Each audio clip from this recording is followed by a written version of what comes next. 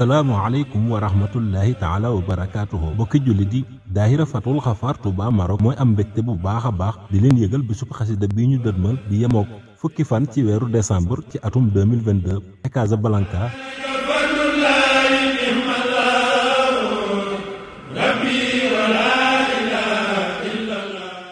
Touba Maroc. daahira Fathul Xafaar Touba Maroc mu ngi am mbégte bu baax di leen xamal ne bisub xasida bi danañ ko amal ci teewaayu Serigne Ahmadou Mbacke bu Daarul Muxti ci amaan mbégte di ci dalal bu baax a baax Serigne Bolle Mbay jàngkatub xasaayit daahira Fathul Xafaar moo ngi ciy woo mboolem kuy bëggee xasida yi mbaa nga dib jàngkat mbaa nga dib duruskatu xasida daahira Fathul Xafaar Touba Maroc mooy ñaanal Seex Muhammadul Muntaxa mu yàgg fi lool te ànd ak wér ak mboolem taalibe yi